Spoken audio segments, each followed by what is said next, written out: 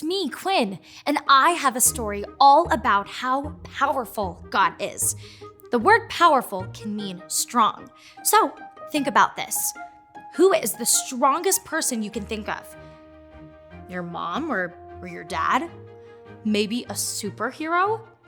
My parents are really strong. They can both open a pickle jar without any help. When we're talking about God, the word powerful means more than strong. It means God can do anything. Now, my story starts with a man named Abraham, who God loved very much. God promised Abraham a big family which would be used to bless the world. These people were called Israelites. They ended up in Egypt after Joseph was there. And after Joseph died, many years later, the king of Egypt called Pharaoh looked around, saw so many Israelites, and got worried that they would become too powerful. So he made them slaves. God loved his people and had a rescue plan to bring them out of slavery.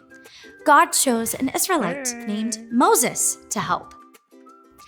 God told Moses to go and ask the Pharaoh to let the Israelites go free. Moses did exactly what God said because Moses knew that God is powerful. Moses took his brother Aaron with him, and they asked the Pharaoh to let God's people go. God had to show Pharaoh how powerful he is, so he caused bad stuff to happen to the Pharaoh and the Egyptians. These things were called plagues. The river turned red and killed all the fish. Dead fish are very stinky. But the Pharaoh refused to let the Israelites go. So God kept sending plagues, frogs and bugs and diseases. He gave them sores and destroyed their food, and the Pharaoh kept saying no.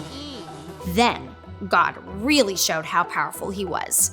He made it entirely dark so that the king and his followers could not see. For 3 days, only the Israelites had light to see. And at the end of the 3 days, when Moses went back to the king to see if he would let God's people go, the king still said no.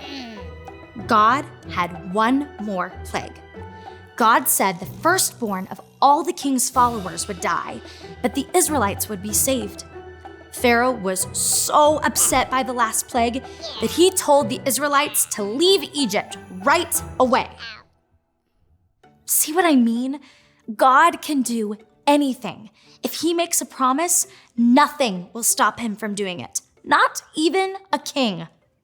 God promised the Israelites that he would free them from slavery, and they could believe him because they saw with their own eyes that God is powerful. Wow, what an exciting story, huh? It is one of my favorites. Maybe now it's one of your favorites too. Thanks for listening. I'll see you next time. Bye.